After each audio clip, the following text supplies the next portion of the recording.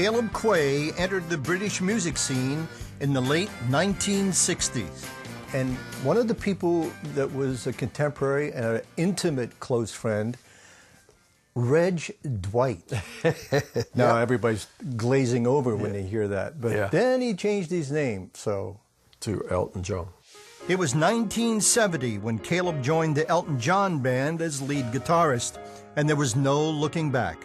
The first album, titled Elton John, soared to the top of the American charts. For 10 years, Caleb toured with Elton John, traveling all over the world.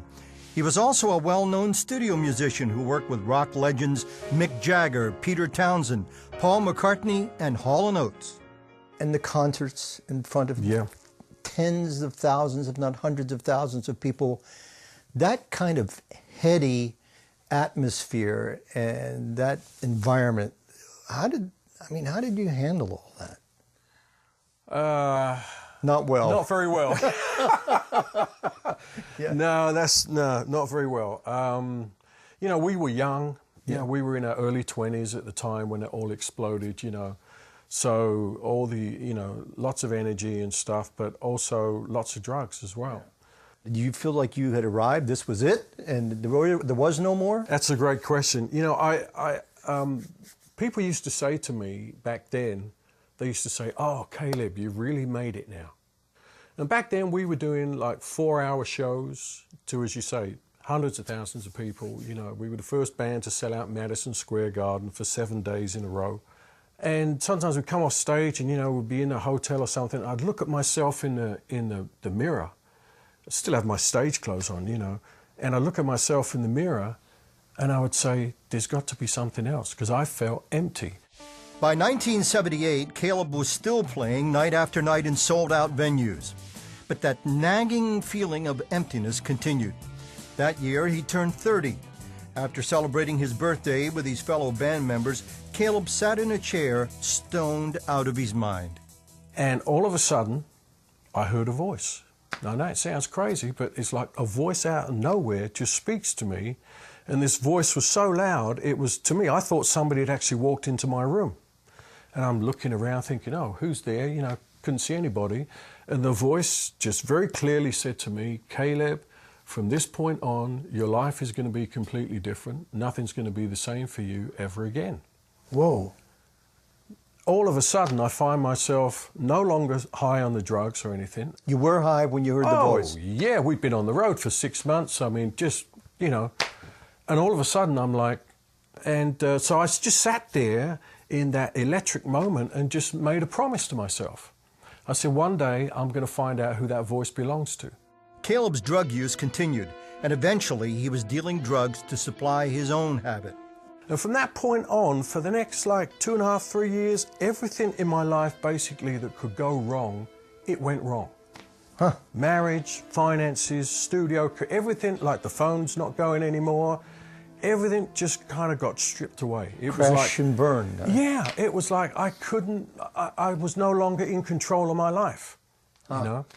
And during that period of time, I met a guy, a dear guy, became great friends. His name is Chester Thompson. Chester Thompson was and is a world-class drummer. He's performed with Phil Collins, Weather Report, and Genesis. He asked Caleb what he believed about life. Caleb was desperate to find answers to his questions, so he agreed to go to church with Chester. And they kept singing this one song called In My Life, Lord, Be Glorified, Be Glorified Today.